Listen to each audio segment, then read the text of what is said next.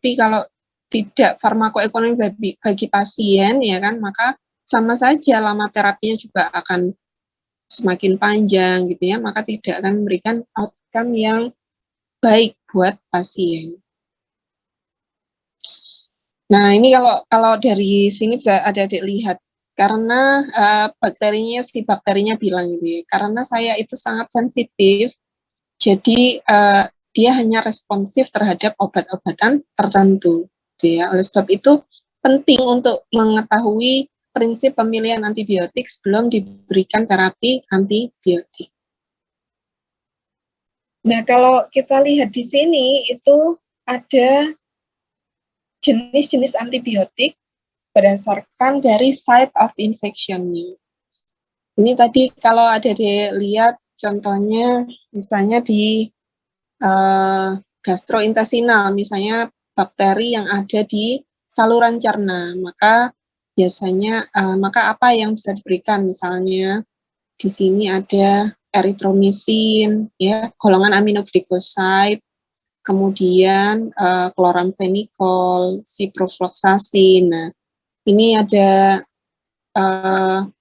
vancomycin, ya. Misalnya dia di saluran nafas, dari site infection-nya saluran nafas, maka ada beberapa pilihan bakteri yang pilihan antibiotik yang bisa diberikan.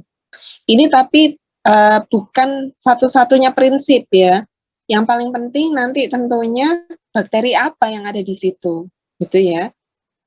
Karena spektrum bakteri gram negatif, gram positif, atau nanti antibiotiknya ini bisa broad spektrum atau narrow spektrum, itu juga akan mempengaruhi ya. Tapi at least ini salah satu prinsip yang bisa adik-adik lihat ya, untuk tahu oh kalau infeksi pada ini misalnya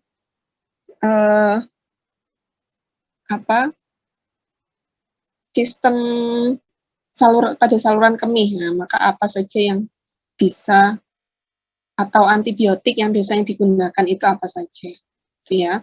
Tapi tetap kembali ke tadi prinsip pemilihan antibiotik, bahwa ada banyak hal yang harus diperhatikan. Nah, ada beberapa istilah terapi antibiotik ya yang ini harus ada diketahui. Ada terapi empiris.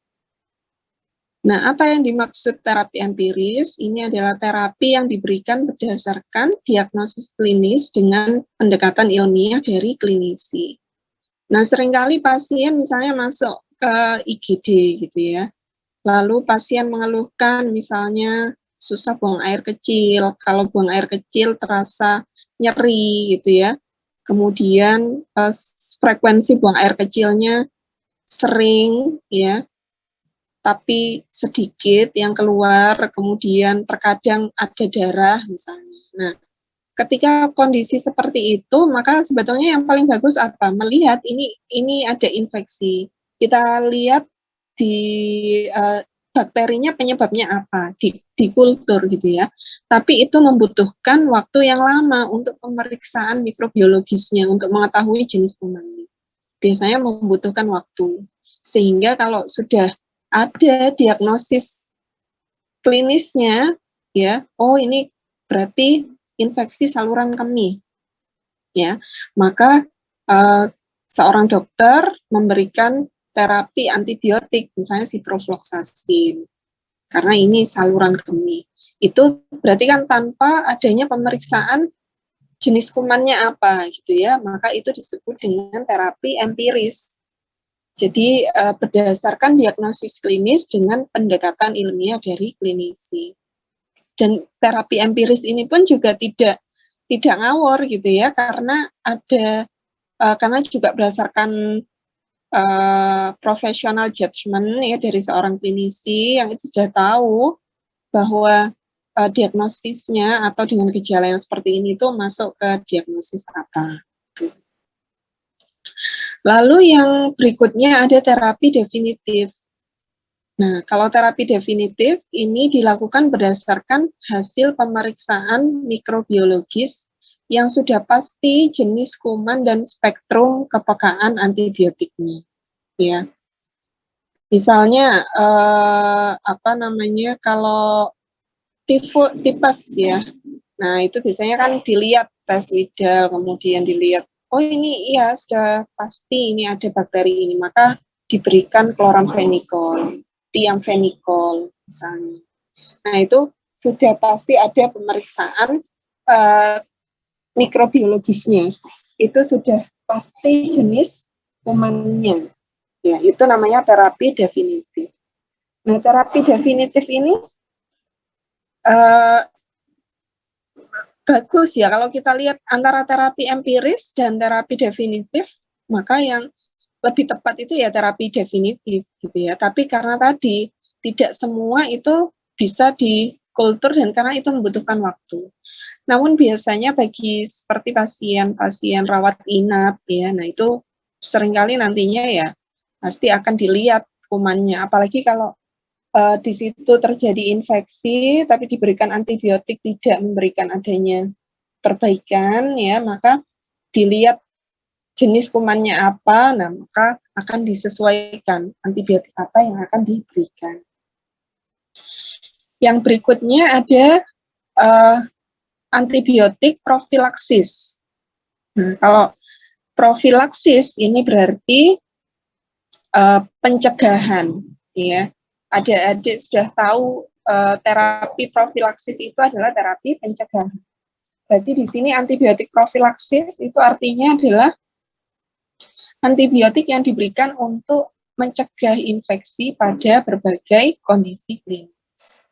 Nah, misalnya bagaimana? Misalnya akan ada terapi pembedahan gitu ya, akan dilakukan operasi. Nah, kalau operasi ini kan sangat rawan terjadi infeksi. Oleh sebab itu akan diberikan antibiotik profilaksis ya, selain anestesi dan yang lain-lain itu diberikan antibiotik profilaksis untuk mencegah terjadinya infeksi. Itu untuk istilah terapi antibiotik.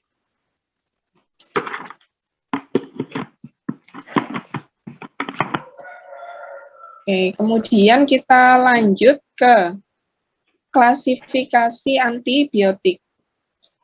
Klasifikasi antibiotik di sini ada istilah bakteriostatik dan bakterisid. Kalau bakteriostatik dari namanya itu ya statik, itu berarti menghadap. Ini siapa yang open mic? Sudah ya. Baik, saya lanjutkan. Jadi kalau bakteriostatik itu antibiotik yang kerjanya menghambat pertumbuhan bakteri. Tapi kalau bakterisid itu kerjanya membunuh bakteri.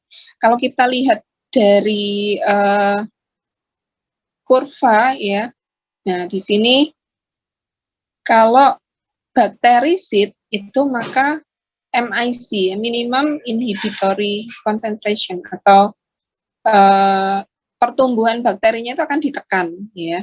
Jadi dia akan membunuh. Tapi kalau bakteriostatik itu dia menghambat pertumbuhan bakteri.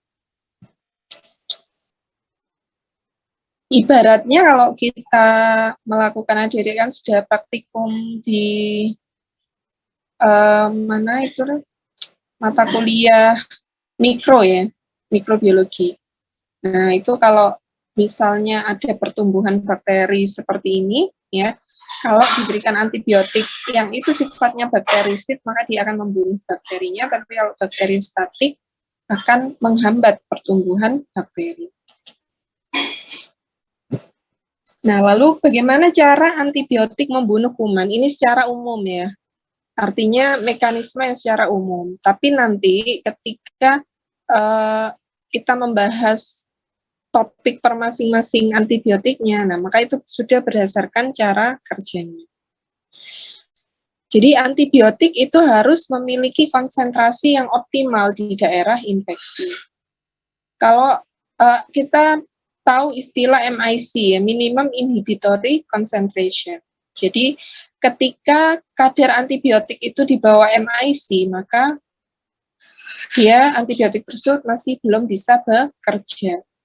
Tapi kalau sudah di atas MIC dan memiliki konsentrasi yang optimal di daerah infeksi, maka itu bisa untuk membunuh kuman. Lalu yang berikutnya, antibiotik itu harus berada di daerah infeksi dalam waktu yang cukup lama. Jadi tidak hanya sekedar konsentrasinya saja, tapi juga time itu juga penting. Oleh sebab itu nanti ada pembagian antibiotik yang disebut dengan time dependent, ya, dan juga ada concentration dependent. Lalu untuk dapat membunuh bakteri, maka kadar antibiotik dalam darah atau jaringan itu setidaknya mencapai kadar MIC, minimal inhibitory concentration, seperti yang saya sampaikan tadi, ya. Kalau obat itu kan namanya MEC, ya, minimum effectivity concentration. Jadi pada konsentrasi berapa obat itu bisa menimbulkan efek, ya. Tapi kalau antibiotik itu MIC, minimum inhibitory concentration. Nah, kalau kita lihat di sini, ya, ini adalah MIC, berarti ini adalah kadar minimal yang itu bisa membunuh daya hambat bakteri. Nah, berarti kalau di sini itu belum bisa membunuh bakteri, baru kalau di sini itu bisa menimbulkan bakteri. Sebab itu di sini adalah AUC-nya, ya. Nah, sehingga inilah yang tadi disebut dengan membutuhkan waktu. Jadi antibiotik itu butuh waktu yang cukup optimal untuk berada di daerah infeksi untuk membunuh kuman, ya. Berarti time-nya di sini. Nah, oleh sebab itu tadi yang seperti saya bilang, kalau berdasarkan farmakokinetik dan farmakodinamik, itu ada klasifikasi antibiotik yang disebut dengan dose dependent, time dependent, ya. Kemudian juga ada istilah post antibiotic effect. Nah, kalau dose dependent, kita lihat. Dose dependent ini artinya apa? Kalau dari kalimatnya sudah jelas, ya, bahwa kelompok dose dependent ini adalah antibiotik yang apabila semakin tinggi kadarnya di atas MIC tadi, ya, di atas minimum inhibitory concentration, maka daya bunuh kumannya semakin meningkat. Ya, jadi kalau dosisnya itu semakin tinggi di atas MIC, ya, maka efeknya akan semakin tinggi. Sehingga kalau pada kelompok dose dependent, jika kita ingin meningkatkan daya bunuh kuman, maka kita harus meningkatkan dosis.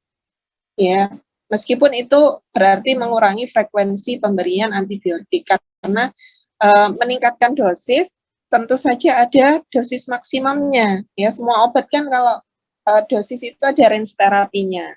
Ya. Nah, ini contohnya adalah gentamisin. Gentamisin 2 kali 40 mg IV. Kalau misalnya ingin mengoptimalkan daya bunuhnya, dosisnya malah bisa dirubah menjadi 1 kali 80 mg. Jadi, kalau misalnya diberikan 3 kali sehari, maka itu tidak bisa meningkatkan daya bunuh kumannya, karena gentamisin ini masuk dalam dose dependent. Gitu ya. Artinya itu biasanya ketika observasi, misalnya ketika observasi ini kok tidak ada efek ke pasien, mungkin kurang optimal gitu ya, maka dosisnya bisa ditingkatkan.